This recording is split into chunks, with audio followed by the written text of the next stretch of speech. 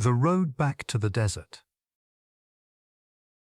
This story was inspired by the ISAAA/Innovative Genomics Institute article, IGI Researchers Unveil CRISPR Breakthrough to Supercharge Photosynthesis. Researchers developed a technique using CRISPR to precisely control photosynthesis genes in plants, dramatically improving crops' light energy efficiency and opening a path toward next-generation agriculture.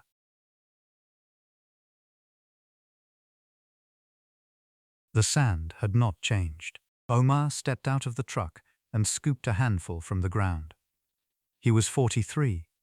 He had left this land at 15, 28 years since he had last stood here. The wind came, dry and steady, sand against skin, the same as when he was a boy. Omar, we've arrived. This is the registered farmland. Beside him stood Nahal, an agricultural support robot. A compact wheeled unit fitted with a seeding arm and an array of sensors. Omar looked at the land before him. Nothing. Sand, dry rock, a few low scrubs. The sky was high and blue, no clouds. Here he would farm. Omar had left because the crops stopped growing. Once this land had held a small farm. His father grew grain, his mother tended vegetables, and the family lived off what the soil gave them. But year after year, the rain diminished. The water table dropped. Salt rose through the earth. The crops withered. The neighboring farms went the same way.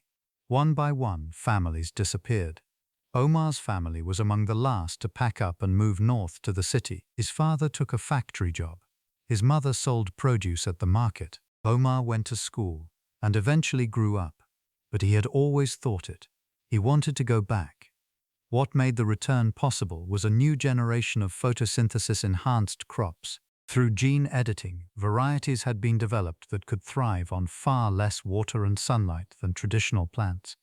Grain, vegetables, fruit trees, all adapted for arid regions. At the edge of the desert, with the right conditions, food could be grown again. An international agency launched the Returnee Farming Program. It offered seeds and agricultural robots to people who had once lost their land to environmental change, supporting them in rebuilding farms in their homelands. Omar applied. 28 years later, he stood on the sand again. Nahal, will anything really grow here? Soil analysis shows a pH of 8.2. Organic content is 0.3%. Conventional crops would not be viable. However, with photosynthesis-enhanced varieties, will it grow, or won't it? It will, but the first year will require soil remediation. We'll also use irrigation. Omar nodded. Nahal pushed sensors into the ground one by one. Temperature, moisture, mineral composition. Data scrolled across the screen. Omar, shall I begin planting? Hold on a moment. Omar crouched and dug into the sand with both hands. His fingers pushed through the soil. At 15, his father had worked the field this way. No machines. His father's hands, his mother's hands, Omar's small hands, turning the earth together. Omar, go ahead. Start. Nahal extended its arm and placed the first seed into the sand. Photosynthesis-enhanced sorghum, drought-resistant, capable of germinating with minimal water. A small seed dropped into a small hole. The sand closed over it.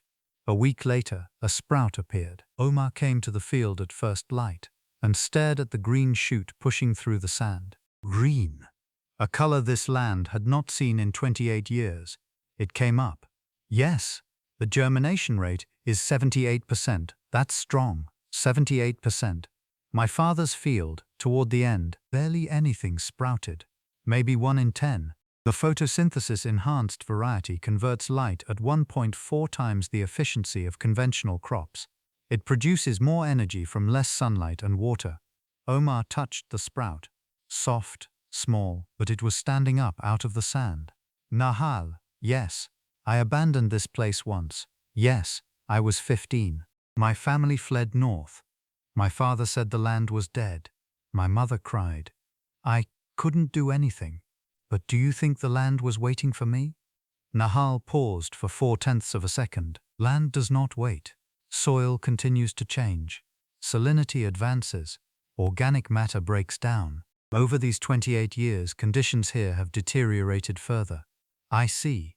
However, Nahal traced the surface of the sand with its arm. The land does not refuse either. This sand has not refused your return, Omar. Plant a seed and it sprouts. Give it water and it grows. The land was not waiting. It accepted you. Omar stood and looked across the field. Small green shoots dotted the sand in rows. Still small, still fragile. But there, 3 months later, the sorghum put out heads. Brown tassels swayed in the dry wind. The field was small. On the site of the next village over, another returnee had begun planting too. Points of green, slowly connecting. Omar touched a head of grain, hard. No kernels yet. But the heads had formed, and that meant the harvest would come. Nahal, when do we harvest? In approximately 6 weeks. If water supply holds, the first-year yield should be conservatively about 260 pounds. 260 pounds. Enough for a family of 3 for maybe half a year. Yes. Next year, with improved soil, the yield will increase. Omar looked at the grain and smiled a little. I wish my father could have seen this. Your father? He passed away 3 years ago, in the city up north. Right to the end, he kept saying he wanted to come home. He never made it back. The technology wasn't ready in time. But Omar carefully broke off a single head of grain. He slipped it into his pocket. I came back for him. His share, too. Evening, Omar sat at the edge of the field and watched the sunset.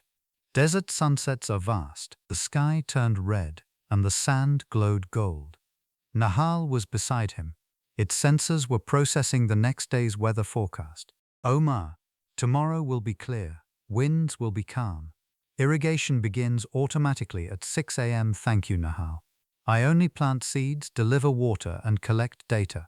That's enough. Omar watched the sunset and rested his hand over the grain head in his pocket. The road back to the desert had been long, 28 years.